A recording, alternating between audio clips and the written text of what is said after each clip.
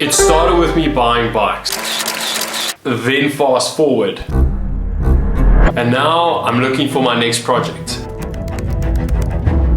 Looks like I found it. In 1957, when Prince Motors, a Japanese automaker, introduced the Skyline as a luxury car, it wasn't until 1964 that the first true GT-R version of the Skyline was unveiled, known as the Hakosuka. In 1989, the R32 Skyline GT-R was introduced, which became one of the greatest performance cars ever made. The R33 and the legendary R34 generations of the Skyline followed. The GT-Rs continue to evolve, with the latest generation boasting over 600 horsepower and unlimited ways to make this car faster.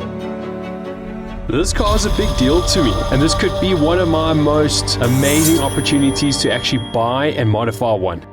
I could not ignore this opportunity, so here I am and on the way to an auction house for the exclusive viewing of this car.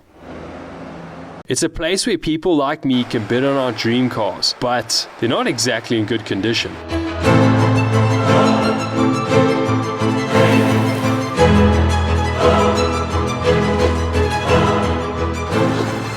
Guys, I can't explain to you how excited I am to see this car. There are so many cars here. Wait, is that it? Yes, it is. Guys, look at this. I remember, I don't forget, bitch, I'm everywhere in town. Think about the ways. Here it is. It's completely the different vibe when you're actually staring into something on the internet. We actually can physically touch the car and actually have a look at it. It looks so good in the rear, but when you make your way to the front, it just gets worse. Like, everything's held together with old wrap paper. Well, technically that's supposed to be over there. So that's a whole different assessment job that I'm gonna do just in a bit. But here we are, guys. It's finally here. And right now on auction, it's 350,000 Rand, and these cars usually go in the market for 950,000 for the year, and this thing is relatively low mileage, 60,000 kilometers on the clock. Also, finding parts for these cars are not that difficult. There's quite a few crash damage cars that's out there, and to replace all of this wouldn't be a big problem when it comes to second-hand parts. The condition of the interior is not so bad. Look, the glass is completely shattered, so new glass will have to be fitted. This car's not too bad. I mean, once you go with the new windshield, all of this can be reattached and everything looks fine. But you are missing a couple of parts here. Sunglass holders, the lights are gone. The interior, I wouldn't say is excellent condition, but a good valet will sort out this whole vehicle. The airbags went off, and this car was one crazy impact this guy must have had. I mean, I really would love to know how fast he was going.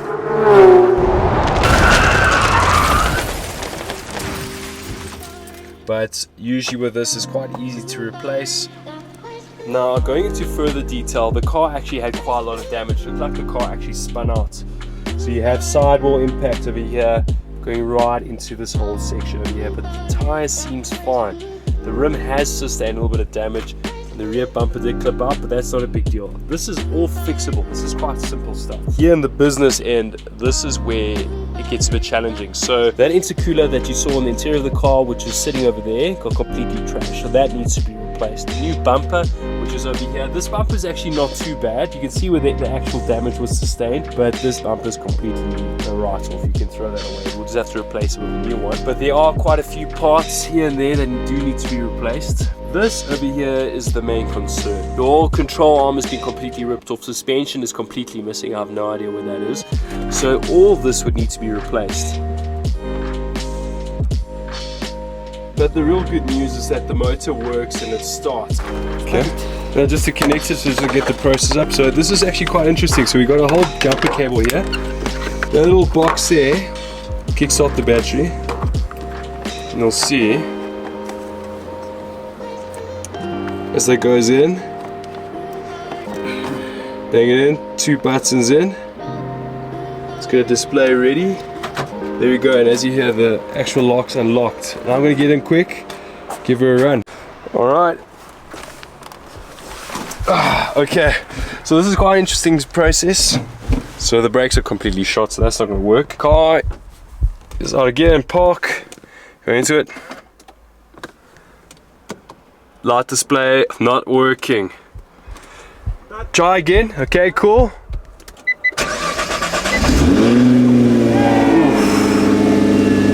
Listen to that. She works. But guys, this is one of the coolest things about this car. Look at the size of this exhaust. My whole fist can go into it. You can literally fit a baby in this whole thing. This is where the main damage is. As you can see, everything's been ripped off, but at least the good thing is the actual braking system has not been damaged. So all of this will have to be replaced.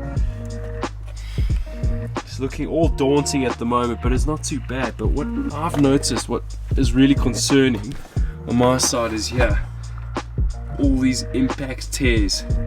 This must have been a hell of an impact. He must have been going quite fast.